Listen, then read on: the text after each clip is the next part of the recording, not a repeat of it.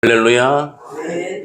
오늘 예배가 금년도 하나님이 허락해 주신 시간 단위에서 2024년도 한 해를 마무리 짓는 송년 주일입니다. 한 해를 매듭을 잘 지으셔야 신년 새해를 은혜 가운데 맞을 수가 있습니다. 오늘 장로님 기도에 감사가 아주 넘쳐났습니다. 우리가 어떤 형편에 있든지 간에 주님을 감사 고백하는 그런 신앙을 우리 하나님이 기뻐하실 줄로 믿습니다. 한 분 한 분 주님 이름으로 축복합니다. 이렇게 연말이 되면은 온갖 방송에서 해마다 결산의 내용들이 쏟아져 나옵니다. 금년 한 해에 무슨 올해의 무슨 상, 뭐 이렇게 상들이 많이 있고요. 그 다음에 또 올해의 무슨 10대 사건, 뭐 이런 것들 세계, 국내 이런 걸 많이 뽑아내죠.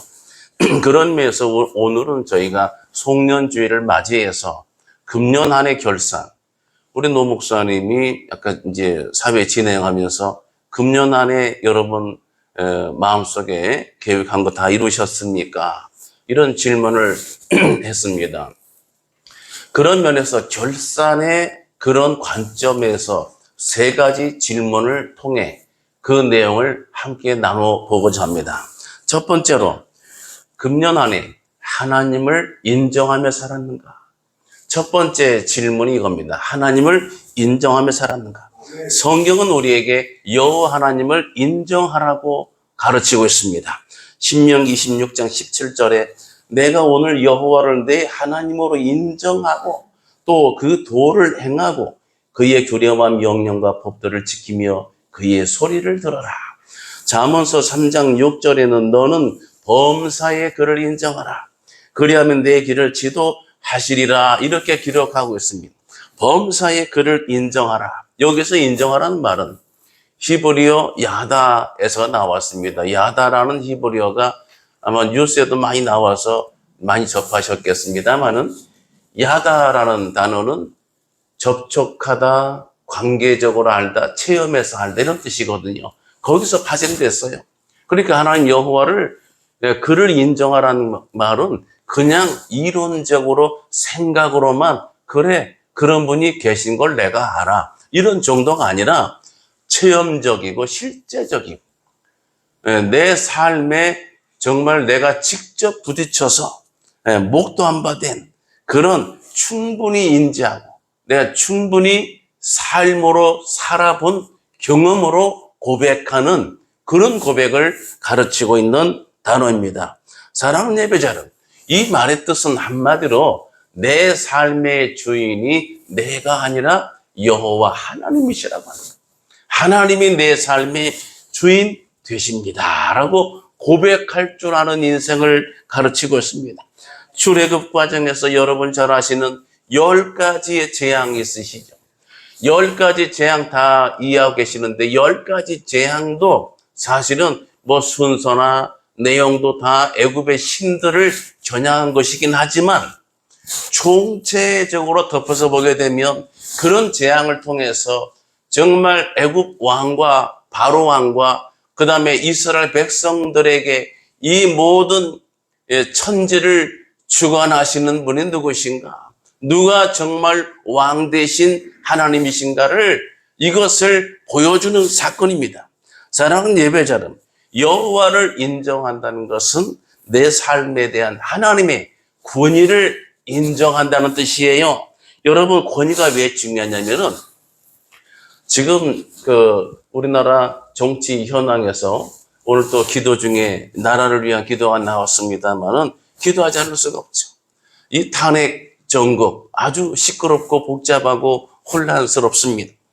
그래서 이번에도 또 탄핵이 두 번째가 됐는데 무슨 논란이 있느냐. 저는 뉴스를 자세히 보지는 않아요. 왜냐하면 머리가 아파요. 그래서 대략 그냥 어떤 일이 있었고 어떻게 진행되는구나만 보고 있는데 자, 이 탄핵을 할 때에 이 결의가 이것이 3분의 2냐 과반이냐 아주 법조계에서 말이 많아요. 이쪽에 속한 사람은 이런 말을 하고 저쪽에 속한 사람은 저런 말을 하고 그럼 제가 이 말씀을 왜 드리느냐. 교회나 가정에서 가장 하지 말아야 될 얘기가 정치 얘기거든요.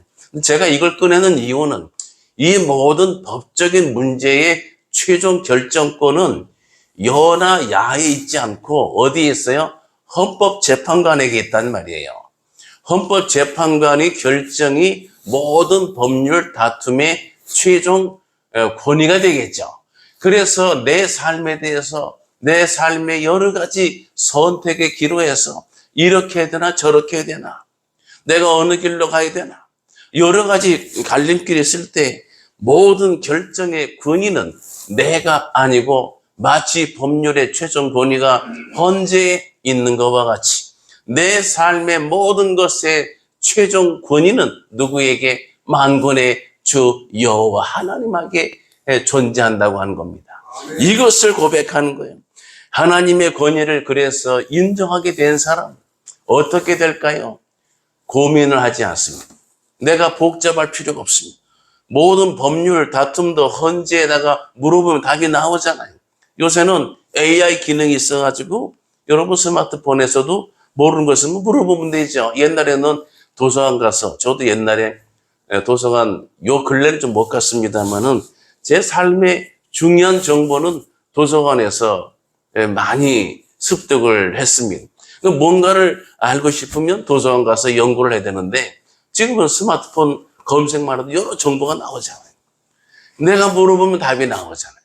이것처럼 정말 어려운 문제, 풀기 힘든 그런 시련의 문제가 있다 하더라도 하나님께 내어 맡기면, 하나님께 아뢰면, 여호와 하나님의 권위를 인정해서 그분께 아뢰고 그분의 인도하는 대로 받기만 하면은 내가 쩔쩔매거나 어려울 필요가 없다고 하는 겁니다. 왜냐하면 내가 사는 동안에 오르막길도 있고 내리막길도 있을 텐데 내리막길 가더라도 오르막길 가더라도 여호와 하나님이 주관자 되시고 그분이 책임자 되시고 그분의 권위로 내 삶을 이끌어 가시는 거라면 오르막이면 어떻고 내리막이면 어떻겠습니까?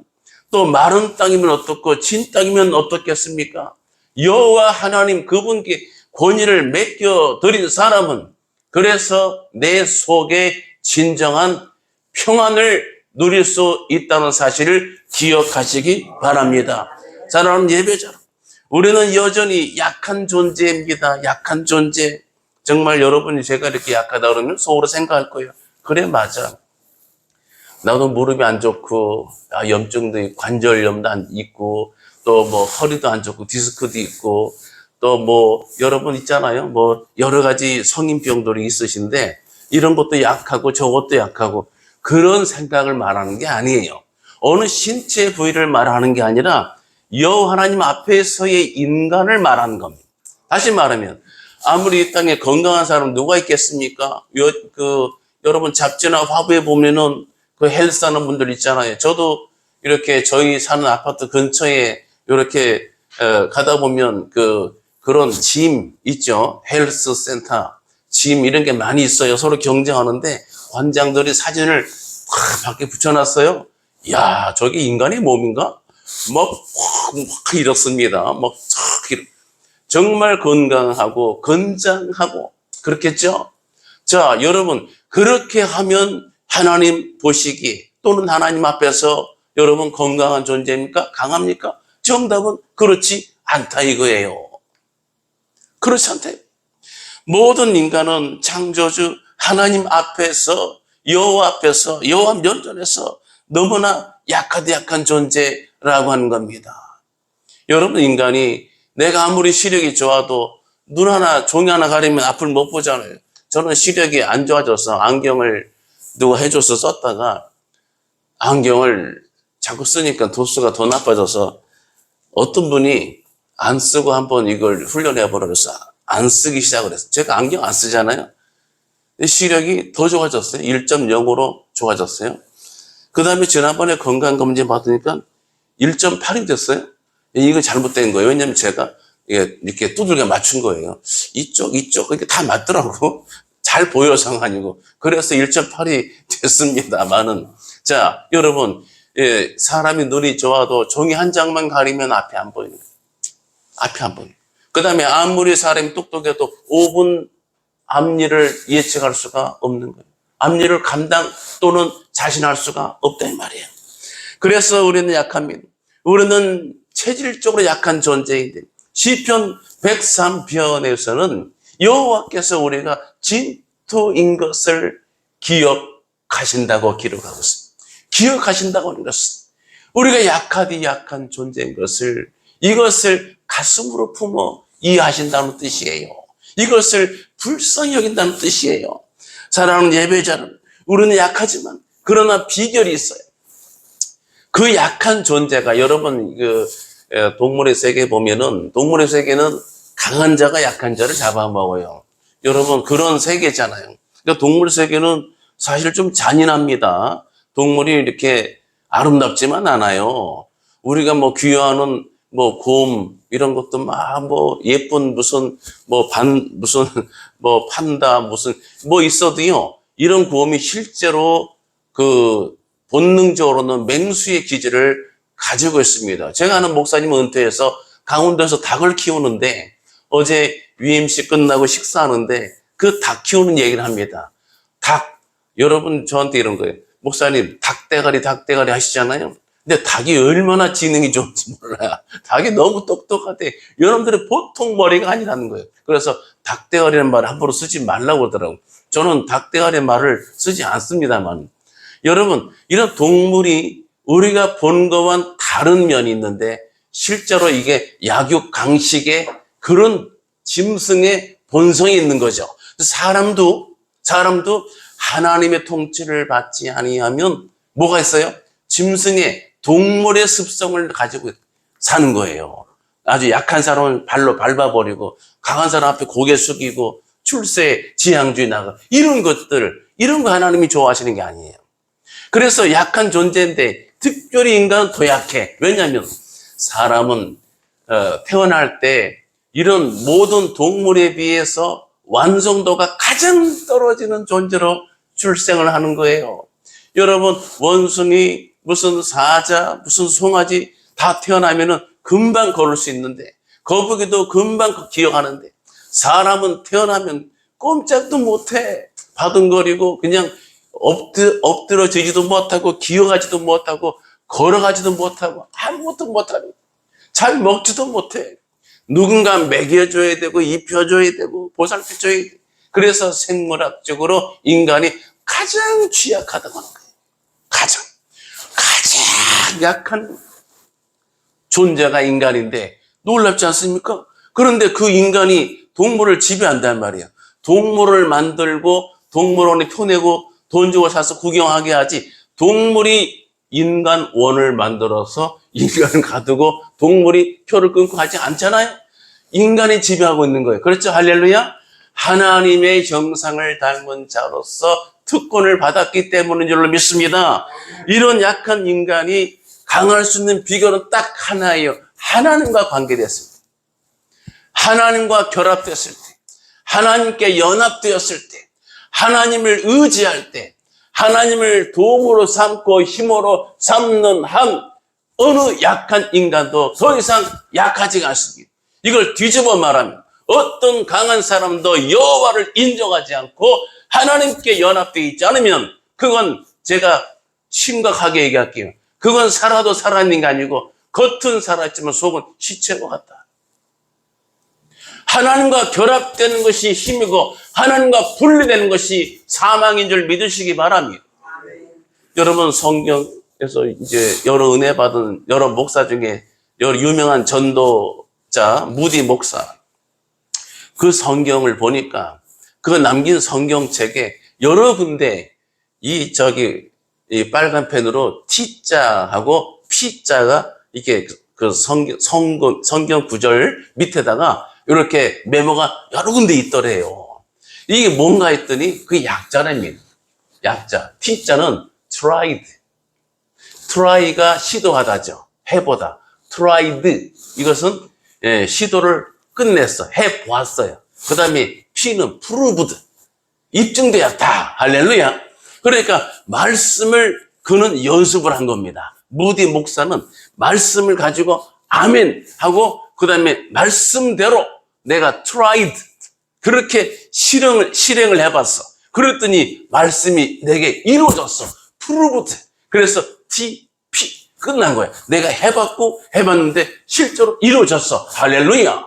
이런 T자와 P자가 바로 뭐예요? 연약한 인간. 약한 존재가. 때로는 이것을 응용하게 되면 결함이 많은 인간, 물질적으로 쪼들리는 인간, 건강이 안 좋아서 고통하는 연약한 그런 신앙이 여러 가지로 아픔 있고 상처가 있는 사람, 그런 믿는 자가 나는 약하지만 문제는 여전히 있지만 그러나 T자와 P자와 같이 말씀을 붙잡고 여호와 하나님을 인정하고 그분의 권위를 받아들여서 그대로 내가 실천해 보았더니 실제로 이루어졌습니다. 할렐루야. 이것이 약한 자가 사는 비결인 줄 믿으시기 바랍니다. 두 번째 질문. 결선의 두 번째는 나는 겸손을 실천하며 살았는가? 성경은 여러 군데에서 겸손에 대해서 강조하겠습니다. 잠언서 18장 12절에 사람의 마음의 교만은 멸망의 선봉이요 겸손은 존귀의 길잡이니라. 개역 한글에는 앞잡이니라. 여러분 또 시편 147편 6절에서는 여호와께서 겸손한 자들은 붙드시고 악인들은 땅에 엎드러뜨리시는 도다. 하나님께서 여러분 복잡하지 않아요? 좋아하는 인생과 싫어하는 인생, 미워하는 인생 딱 나눠지는데 겸손한 인생은 하나님이 좋아하시고 교만한 인생은 바로 열고 여기에 믿는 자, 믿지 않는 자, 직분자 다 포함을 해서 교만한 자는 하나님이 미워하시는 줄 믿으시기 바랍니다. 겸손한 자를 사랑하세요.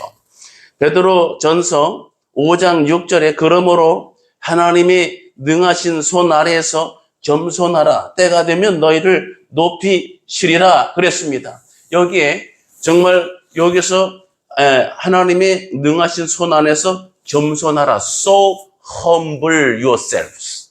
So humble. 정말 humble은요. 겸손, 겸비가 아주 바닥에 처박혀서 정말 비천한 상태입니다. humble, 초라하다 뜻도 있는 거예요. 그래서 내 집이 비록 humble, 초라하더라도 내 집만한 데가 없다. 이런 표현 있잖아요. Be ever so humble, there is no place like my home. 이런 그런 속담이 나올 만큼 초라하다 뜻이 humble인데 그렇게 초라할 만큼 겸손하라고 하는 거죠. 누구 앞에? Under the mighty power of God. 하나님의 정말 강력, 하나님의 정말 어마어마한 mighty, 강력한 권능 아래서 그렇게 하라. 할렐루야. 이것이 성경의 가르침이에요. 사랑하는 예배자 여러분, 이렇게 하는 것은 하나님께서 그를 주목하시고 그렇게 하는 인생을 책임져 주시기 때문이에요. 여러분 베드로전서 5장 5절 보면 이런 말씀이 있어요. 젊은 자들아 이와 같이 장로들에게 순종하고 다 서로 겸손으로 허리를 동이라. 하나님은 교만한 자를 대적하시되 겸손한 자들에게는 은혜를 주시느니라. 여기서 장로가 엘더입니다. 엘더는 히브리어 자켄, 엘더는 연장자다. 수염이 하얗게 난 그런 어른이다. 이런 뜻이 자켄, 엘더입니다. 그런데 성경에는 재밌는 표현을 썼어요. 엘더 중에 엘더 오브 엘더가 나와요. 엘더 중에 엘더. 근데 그 엘더 중에 엘더가 누구냐? 그게 여호와 하나님이라고 하는 겁니다. 베드로전서 4장 1절에 이렇게 나와 있어요. 상전들아 의와 공평을 종들에게 베풀지니 너희에게도 하늘에 상전이 계심을 알지어다. 할렐루야. 하늘에 우리 엘더 중에 엘더, 상전 중에 상전이 어디에 계시다고요? 하늘에 계시다고. 하나님 여호와가 바로 우리의 상전 중에 상전 되는 줄 믿으시기 바랍니다. 그런 상전에게 우리가 정말 순종하라고 하는 것이 베드로 사도의 가르침이라고 하는 것이죠. 사랑하는 예배자 여러분, 금년 한 해에 결산, 내가 계획한 것대로 살아왔습니까? 이걸 바꾸어서 겸손한 신앙인으로 살아오셨습니까? 여러분 답은 듣지 않겠습니다. 각자 생각하시고 만약 그렇지 않았다면 신년새에 다가올 새해에는 겸손을 작정하셔서 실천하며 살아가는 저와 여러분 되시기를 축복합니다. 마지막 세 번째 질문은 그렇다면 한 해를 마감하면서 모든 걱정과 염려를 다 주께 맡기며 살았는가? 이게 세 번째 도전적인 질문이에요. 베드로전서 5장 7절 후반에서는 이렇게 가르치고 있습니다. 너희 염려를 다 주께 맡기라. 그러면서 그 뒤에 그 다음에 의미 있는 은혜의 구절에 나오죠. 너희 염려를 다 주께 맡기라. 여러분, 우리가 무조건 맡기는 건 불안하잖아요. 여러분이 이동할 때도 이렇게 넘어질까 말까 불안하기 때문에 뭔가를 꽉 잡고 뭐 이렇게 하시는데, 나도 모르게 안전에 대한 그런 반사신경적인 태도가 나오는데, 그런데 문제는 내가 살면서 걱정하거나 챙겨하거나 뭐 이렇게 준비하거나 대비할 일이 얼마나 많아요. 우리가 살아가는 동안에도 아침에 눈 뜨고 일어 나갈 때도 그냥 눈 뜨고 밖으로 나가는 사람 누가 있습니까? 한번 손 들어보세요. 없잖아요. 다 점검하고 씻고 다듬고 다 빠진 거 없나? 핸드폰, 열쇠, 지갑 뭐 이런 거. 제가 말씀드렸지만 어떤 분은 냉장고에다, 제 또래 친구분인데 나는 냉장고에다가 써놨어, 붙여놨어. 1번 모자, 2번 열쇠, 3번 핸드폰, 4번 물, 5번 비상약 뭐 이렇게 써놨어. 그렇게 살아요. 그러니까 초등학교 때 살던, 유치원 때 살던 거를 우리가 나이 들면서 그렇게 사시더라고. 그래서 그냥 나가는 사람 없어요. 점검하고 대비하고 오늘 내가 뭘 해야 되지? 그 다음에 이번 주 안에 뭘 해야 되지? 요번 달 안에 뭘 해야 되지? 내가 또 뭘 갚아야 되지? 여러 가지 일들이 신경 쓰는데 다 맡기라고요? 염려를 다 맡겨버리라고요? 여러분, 이게 쉽게 됩니까? 다 맡겨버리라고요? 그런데 성경에는 뭐라고 되어 있냐면 너희 염려를 다 주께 맡기라. 그 다음에 이걸 놓치면 안 돼. 이는 그가 너희를 돌보심이라. 할렐루야. 이게 정답이었어요. 여호와 하나님께서 돌보신다고 하는 겁니다. 내가 걱정 안 해도 내 천부 되신 여호와 하나님께서 케어해 주시면 되는 줄 믿으시기 바랍니다. 여러분, 유치원생 아이가 나갈 때 어떻게 합니까? 유치원 꼬마 아이가 혼자 챙깁니까? 그 엄마가 다 챙겨서, 야, 이것도 신랑이지, 이거 챙겨, 이거 빠뜨리지 말고 가방 매주고 손잡고 나가잖아요. 그 유치원 아이가 가면서 내가 오늘 뭘 빠뜨렸지? 뭔가 있을 것 같아? 이렇게 걱정을 해봤습니까? 다 걱정은 누구의 몫이에요? 엄마 몫이에요. 엄마 몫이. 만약에 뭐 안 가져왔잖아요? 누구 책임? 엄마 책임이에요. 엄마 이거 왜 안 줬어? 저는 엄마가 쌩 갖다 준다. 그래서 아이가 걱정하는 게 아니라 누가 걱정합니까? 부모가 걱정하는 거예요. 사랑하는 예배자들. 그래서 여러분, 어린 아이와 같이 되지 아니하면, 여러분 이해되시겠습니까? 다 연결되는 말이에요.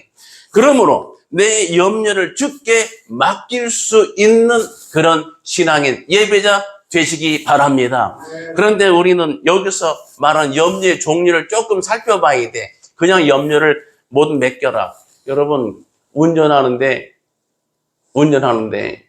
갑자기 대설주의보 와서 눈이 막 펑펑 쌓이네.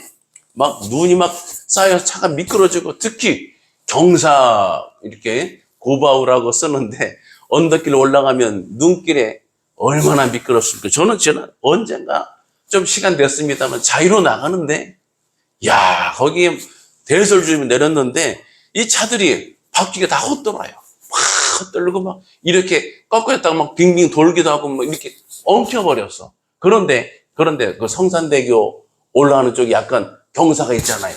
못 올라가는 거야. 저도 이제 못 올라가지. 어떻게 올라가겠어? 다 서 있는데 버스는 올라갑니다. 무게가 있으니까 무게가 이 눈을 깔아 뭉개면서 올라가더라고. 버스는.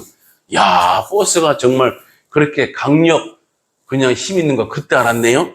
사랑하는 예배자 여러분, 대설주의보가 내려서 길이 미끄러지고 바퀴가 헛돌고 하는데 염려를 안 할 수 있습니까? 염려해야죠. 걱정해야죠. 내가 염려를 주께 맡기라. 여러분 잘 이해하세요. 오해하지 말고. 문자적으로 들어서 염려하지 말라고 그랬으니까 그냥 눈이 막 와서 대설주의보 내리는데 그냥 갈 길을 밝히 보이시면 내가 그랬죠. 천국 가는 길을 보여주신다고. 여러분, 그런 염려가 아니라 성경에서 말하는 염려는 그냥 염려가 아니라 우리가 말씀을 따라 사는 신앙인으로서 하나님의 백성 그리스도인으로서의 신분성과 정체성을 가지고 살려고 애를 쓸 때 거기서 발생할 수 있는 염려를 말하고 있는 거예요. 그냥 인간적으로 사는 게 아니라 내가 하나님의 자녀된 자로 그리스도를 따르는 그리스도인으로서 살려고 하다 보니까 거기서 부닥쳐지는 어려움. 여러분 뭐가 있어요? 장사하는 분들이 주일날 문을 닫고 영업을 안 하고 주일은 예배 드리는 날입니다 하고 문을 닫아. 특별히 식당, 카페는 주일날 찾는 손님이 얼마나 많아요. 주말 공휴일이 그냥 일주일 걸 다 볼 수 있는데 이거를 문을 닫아. 왜? 내가 그리스도인으로서의 정체성을 유지하기 위해서 기도하고 그렇게 주일은 죄송하지만 쉽니다. 예배합니다 하고 주일을 안 열어. 그러면 어떻게 돼요? 매출이 올라가요? 떨어져요? 떨어지죠. 떨어집니다. 매출이. 그래도 나는 그렇게 살겠습니다 하고 신앙 고백을 하고 최선을 다하면 어떻게 됩니까? 그 집은 단골이 생기면서 저 집은 정말 믿는 집, 정직한 집이야. 그래서 저 집을 가려면, 저 집의 음식을 맛보려면 주일날 가면 안 돼. 토요일날 가야 돼. 미리 가야 돼. 그래서 매출이 더 늘어나게 되는 기업이 생기는 거예요. 여러분 이게 진짜예요. 그래서 그런 염려를 맡기라고 하는 거예요. 주를 위해 살려고 그리스도인다운 정체성을 가지고 살려고 하다가 거기서 동반되는 어려움, 염려 이런 것들을 다 맡기라. 왜? 이는 그가 너희를 돌보시기 때문이라고 하는 것입니다. 사랑하는 예배자 여러분, 그러면서 베드로전서 4장 12절에 중요한 말씀이 있죠. 사랑하는 자들아 너희를 연단하려고는 불시험을 이상한 일 당하는 것 같이 이상히 여기지 말고 오히려 너희가 그리스도의 고난에 참여하는 것으로 즐거워하라. 이게 다 정체성이죠. 이는 그의 영광을 나타내실 때에 너희로 즐거워하고 기뻐하게 하려 함이라. 여기도 똑같은 구조로 답이 나와 있네요. 그리스도의 고난에 참여하는 것으로 즐거워하라. 자, 여기서 여러분 돌발 질문이에요. 그리스도의 고난이 뭐예요? 그리스도가 이 땅에서 어떻게 살았어요? 인기 있는 유튜버입니까? 인기 있는 강사입니까? 여러분, 주님은 사람이 몰릴 때 오히려 피하여서 주님은 그들을 피했다는 기록이 자주 나와 있어요. 그냥 떼거지로 인기 있게 몰리는 것을 주님이 기뻐하지 않으셨어요. 떡을 먹고 배부른 까닭이로다. 주님이 정말 애통하신 것을 기억하셔야 돼요. 정말 천국 복음을 가르치는데 사람들은 떡을 먹고 배부른 목적으로 모였기 때문에 십자가를 가르쳤을 때 다 뿔뿔이 흩어졌어. 12 제자가 남아서 주님께서 돌아보면서 저들에게 하신 말씀이 뭐예요? 너희도 가렸느냐? 그때 베드로가 고백하죠. 영생의 말씀이 주께 있사오매 우리가 네게로 가오리까? 이런 믿음으로 제자가 되는 거예요. 이런 믿음으로. 그래서 우리 주님이 정말 이 땅에 사는 동안에 어떤 모습이었습니까? 줄이고 시장하고 또 여러 가지로 정말 이 땅에서 종의 형태로 왔지만 조롱과 채찍과 멸시와 천대를 받으시면서 십자가에 달려 피 흘려 돌아가신 이 땅의 육신의 예수는 그렇습니다. 그런 주님의 고난에 참여하는 것이 신앙인의 정체성입니다. 예수 믿고 우리가 막 부자가 도 예수 믿고 그냥 막 뭐가 잘 되고 막 인기 있고 이런 쪽으로 성공주의로 가는 것은 죄송하지만 물질도 필요하고 건강도 주시고 필요하기 때문에 하지만 그것이 우선순위가 돼서는 안 된다고 하는 거예요. 그리스도는 이 땅에 고난받으러 오셨지 이 땅에서 인기 있고 이 땅에서 성공주의로 살고 이 땅에서 배부르고 부유하게 살려고 오신 분이 아니신 거죠. 그래서 뭐라고 그래요? 그런 그리스도의 고난에 참여할 수 있겠느냐? 그런 그리스도 고난에 참여하는 것은 뭐예요? 이 땅에 집을 짓는 자가 아니고 내 집은 영원한 집은 하늘나라에 있음을 이것을 아는 자인 줄 믿으시기 바랍니다. 영원한 집이 내 보물을 이 땅 창고가 아니라 하늘에 있어 정말 종과 동록에 해하지 않는 그런 하늘 창고에 쌓아두겠다는 그 가치관을 깨닫고 결단하고 결심한 그런 인생들이 뭘 할 수 있어요? 비로소 그리스도의 고난에 참여할 수가 있는 겁니다. 아멘. 여러분, 물질이 조금 어렵습니까? 건강이 약해지셨습니까? 여러분, 내 가진 힘이 별로 없습니까? No problem. 아무 문제 없어요. 자유하세요. 나는 약하나 주는 강하다. 할렐루야. 아멘. 답은 주님께 있어요. 주님께 매달려 사는 거예요. 내가 알아서 하는 게 아니라 유치원 예를 기억하세요. 내가 고민하고 어린 꼬맹이가 고민할 게 아니에요. 하늘 아버지가 다 돌보실 줄 믿으시기 바랍니다. 그래서 그런 고난에 참여하는 이것을 즐거워하라. 그런데 답이 또 나와 있어요. 그 다음에 그 뒤에 9절에 이는 그의 영광을 나타내실 때, 이게 답이네요. 주의 재림 때 이제 그런 주님의 이 땅에 다시 오시는 날 우리가 이제 영원한 새하늘과 새 땅을 맛보게 될 때 모델하우스 다 철거되고 우리가 정말 우리 영원한 집에 분양되어 들어갈 때 그때 말이에요. 그때 영광을 나타내실 때 아주 믿는 말이에요. 우리가 기다리는 소망인데 그때의 너희로 즐거워하고 기뻐하게 하려 함이라. 답이 되어 있어요. 잠깐 여기서 이 땅에서 즐거움을 갖고 지옥불에 빠져서 아주 영원토록 고통당하는 인생이 좋겠습니까? 여기서는 조금 넉넉하지 않는 삶을 산다 하더라도, 내가 풍부에 처하더라도, 비천에 처하더라도, 배부를지라도, 배고픔에 처할지라도 할렐루야, 주님을 찬양하고 의지하고 은혜와 평강을 잃지 않고 하나님 여호와의 권위를 인정하고 겸손히 행하며 모든 염려를 주께 맡기며 살 수 있는 그런 인생은 누가 책임져요? 여호와 하나님이 책임져주십니다. 영광을 나타내 그때에 비로소 마지막 날, 여러분 연예인으로 말하면 이 드라마에서 뜨기도 하고 무슨 오락 프로그램에서 인기 있기도 하지만 마지막 상은 연말 연예인 대상에서 나타나요. 연예인 대상에서 대상을 받는 게 그 연예인들의 최고 꿈꾸는 로망 아니겠습니까? 그것처럼 마지막 영광을 나타내실 때 이게 연말 대상보다 더 큰 정말 인류 최대의 대상이 그때에 바로 그런 자들을 즐겁고 기뻐하게 하신다고 하는 거예요. 큰 상급 주신다는 거예요. 여러분 얼마나 귀한 겁니까? 그 상을 기억하시며 살아가는 저와 여러분 되시기 바랍니다. 우리가 누구예요? 다 하나님의 자녀입니다. 그래서 하나님을 의지함으로 이 모든 지금 현재 우리나라의 혼란스러운 상황 걱정하지 마시고 기도하세요. 네, 걱정할 게 아니에요. 하나님께 내어 맡기세요. 그분께서 나라와 민족, 역사를 다스려 주관해 주시도록, 제가 지난주도 말씀드렸지만은 이렇게 기도하세요. 특정인을 기도하거나 특정 정당을 기도하기보다는, 왜? 지금은 때가 악해서 죄송하지만 이쪽이나 저쪽이나 다 제가 볼 때는 하나님 기쁘시지 않는 게 너무 많아요. 그러니까 이렇게 기도하세요. 하나님, 저들 중에서 겸손한 자를 이렇게 세워주세요. 저들 중에 진실한 자가 이기게 해주세요. 저들 중에서 하나님을 경외하는 자를 이기게 해주세요. 할렐루야. 우리 신앙에는 그렇게 하면 돼.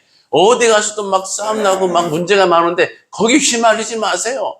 거기나 도찐개찐일 수 있어요. 그렇지만 물론 선거는 덜 악한 사람을 뽑는 거기 때문에 포기하거나 그래서는 안 되지만, 그러나 마음으로는 어느 한쪽편에 서가지고 조급하지 마시라 이 말이에요.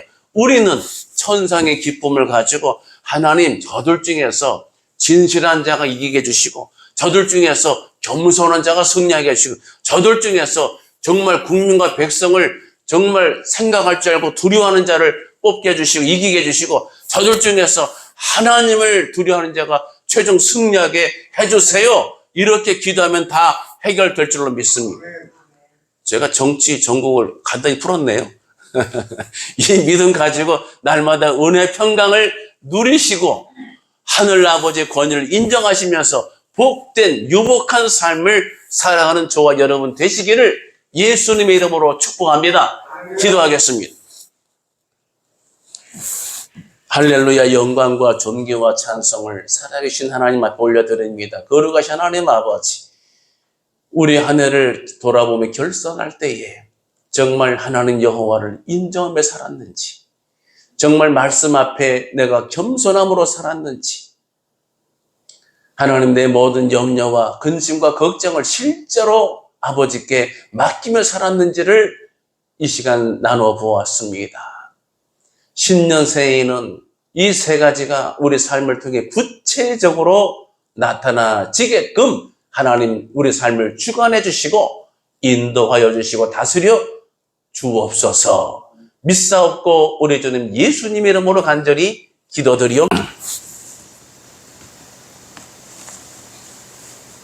주 예수 그리스도의 귀하신 은혜와 하나님 아버지의 극진하신 사랑과 성령님의 감동, 감화, 인도, 교제하심이 오늘 함께 예배한 모든 예배자들 머리 위에와 저들의 가정 위에와 이 관계된 모든 일들 위에와 기도 제목 위에 자녀들의 진로와 비전 위에와 그리고 나라와 민족의 진로 위에 함께 있을지어다. 아멘.